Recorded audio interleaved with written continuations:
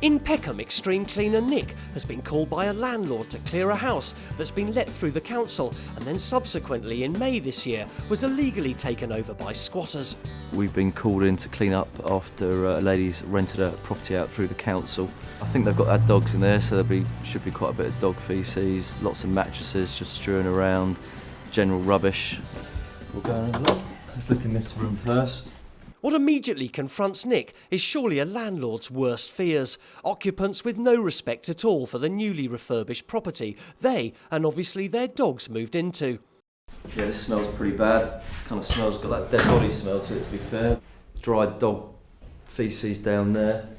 You know, it's just really dirty. Got another room in here. Again, it's just sort of rubbish that they've collected and chucked around. Always find a Bible. Always. Don't know why. Wherever you go, in squats or anything, there's always a Bible. Which makes me think the people that live in here are trying to find an answer to the solution of life, but there is no answer. Apart from dog poo littering the wooden floors and a revolting sofa in the kitchen, the downstairs isn't too bad. But what horrors may be waiting for Nick as he climbs the stairs? Steve and James are making a start on clearing the 3-bedroom house as Nick ventures upstairs to check out the state of the bedrooms. Okay, this is a bit more like it. This is generally the kind of thing you expect to find probably throughout a whole house. Even though this bedroom is typical of what Nick finds, it doesn't get any easier for him to understand the mentality of the squatters. It's just disrespect, really. Disrespect to the owners and disrespectful to themselves. You know, no one with any self-respect would live like this. Again, whenever I drive past houses and I see sheets and curtains up in windows, I know exactly what's inside those places. If you can't be bothered to go to IKEA and buy a blind, this is the sort of thing you live in. As Nick checks out another bedroom, he spies a cup on top of the wardrobe. These have caught him out in the past. Often in these places you've got to be careful of cups with on them on top of wardrobes. You start moving a wardrobe and you can end up with someone's urine all over you. But the bedroom has yet to offer up its nicest surprises. They've got their own fridge in here. Oh, look at that, dried in the bottom. Oh, that stinks. Oh. There you go. Rotten onions. I think they're onions. If it smells like that, can still make me gag slightly. It's just microwave. Oh, that's a beauty. Look at that. Fish head, and that looks like a fish eye. Now Nick's checked out the lie of the land, time to get a plan of action. The plan of action will be clear downstairs, got to try and get the boards off to get access to the back, and then clear upstairs. Then once all the rubbish is out, rip up the carpets, and then start cleaning. Natural knockers number 8. In Peckham, South London, Nick and his team are making good progress with the 3-bedroom house, clearing out the rubbish and preparing the house for a deep clean tomorrow. But Nick's feeling a bit worse for wear. I've hit a brick wall now.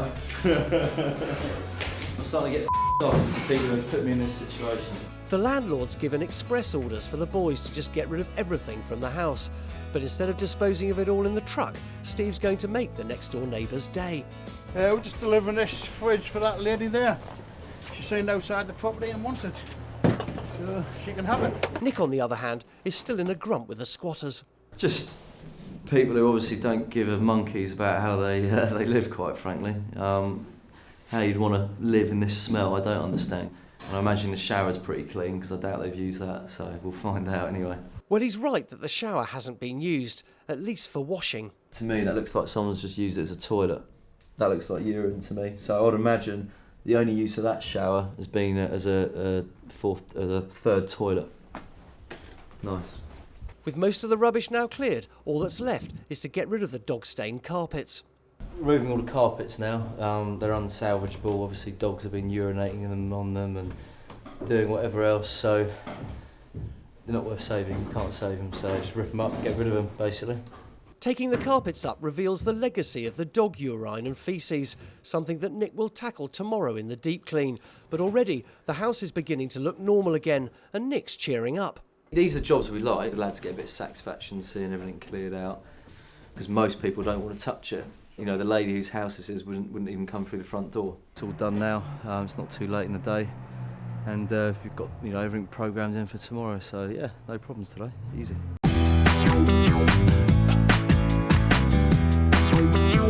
In Leicester, council property manager Steve is dealing with the clean-up problems after negligent tenants have left. He has to work out how to refurbish the property and get it back onto the rental market. We've got this top floor tower block flat today. I think the previous tenant's been evicted, so we're just going to have a look inside and see what we can find. He's only just gone through the door when he's hit by the smell from the bathroom. Quite disgusting in there, to be honest. There's a lot of dog mess on the floor in the bathroom, so it looks like she's had animals. Not allowed them in tower blocks, so that's probably one of the reasons why she's no longer here. Now on to the living area. This is obviously somebody's living room, but from the state of the sofa and the chairs, I don't know how they've ever been comfortable in here. Bikes everywhere, they've just been doing bike repairs, mobile phones. It's not my idea of a living room, just a collection of rubbish really that you find at a tip. You do wonder how somebody's lived in this property. Well, this is how people live, unfortunately. Steve has to see flats like this every day, and it does have an effect on his home life. The way I go on to a girlfriend, I'm always moaning at her about cleaning. It's probably because I see things like this that I get a bit obsessive compulsive at home, and as soon as a bit of dirt or crumb around, I'll be hoovering up around her when she's eating her lunch and stuff. Refurbishing this flat poses serious problems, not least the fact that it's on the 17th floor. We might have a problem with that window. We're going to have to try and get that emulsion off. It costs a lot of money to get scaffolding up here to replace that, so it depends if it's gloss or emulsion, whether it'll come off or not. That's going to be a nightmare job for somebody cleaning that. The final room he looks at is the kitchen. Graffiti again on the units. We've got some more graffiti on the door there. They obviously didn't have a piece of paper to write it on, so the nearest thing to hand was the door. This will need a new kitchen. The units, by the looks of it, they're beyond repair, so we'll change all the units. New sink, new worktops. Steve has to get this flat cleared quickly so he can start the refurbishment as soon as possible. Prospective tenants are already queuing up, so once again he's going to call on the services of Suicide Sid and his A-team. Sid acquired his nickname because of the zealous way in which he clears properties. Suicide and the boys can empty a 3-bedroom house in around 30 minutes, so there'd be a bit of a doddle. You're limited spaces on the lift. You know what I mean, you can't bring anything downstairs because it's fire hazard. And with Dave coming inside the lift, you can't get so much in it, can you? They've used these ones before, and that doesn't inspire confidence. I hope the lift don't get stuck. It does break down very often. This one does, doesn't it? But this time, hey-ho, the lift is working, and they can make a quick start. First, they remove the council's protective door. The bins have got to come in and out, and also the chairs and the sofas have also got to come out this way, so we can't get them out with this on, so it's got to come off. Once the door is off, the problems are exposed. Sadly, they've seen this all too often.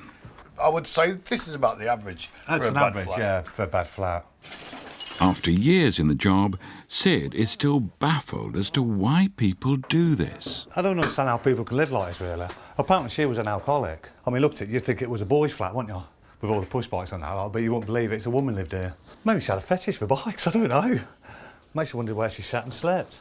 There's no bed in here or anything. As always, it's the big stuff first, so the boys grab the sofa, or what's left of it. What do you add to this then? You got some use out of this, didn't you? But there again, it's alcoholics, isn't it? They don't spend money on furniture or anything, they just drink all the time, isn't it? You know what I mean? So they'll just put their head down anyway, wouldn't they, really? Usually the fridge in these properties is horrible, but amazingly, Sid doesn't have to hold his breath. It's not bad, actually. With the big items cleared, the boys are making good progress, and there's time for a spot of reminiscence. You just don't know what you're going to come up against. You know what I mean? There's some places you could come to an house or a flat, and it's immaculate. When I say immaculate, you could walk in there and actually live in the places, you know what I mean? But then some places like you get like this. I mean, we went to a flat the other week. The bloke had put all brand new carpets down and never moved in. And we've just gone there, took all the carpets away and just crushed them all.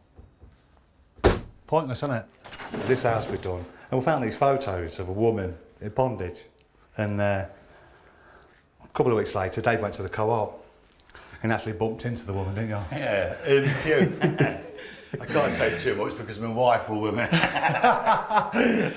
But I did say I recognise you. Yeah, with no clothes on. Things seem to have been going rather well. But then there's the bathroom. As you can see, as you walk in, it looks like the dog's been living here. Been there a few days actually, because it's dry, look. It's quite rock hard. Doesn't look like she used the bath or anything, does it? It looks like the dog's been using it. Caution, wet floors, cleaning in progress. Is that what she calls cleaning? How's about that then? Thanks to the boys' hard work, the flat's looking a whole lot better. But will property manager Steve agree?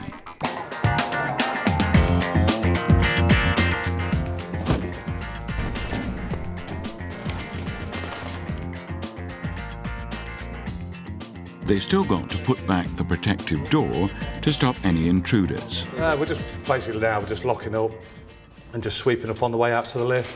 Just take the last of the bins down there and just lock up. Sid is resigned to the fact he'll be back here again.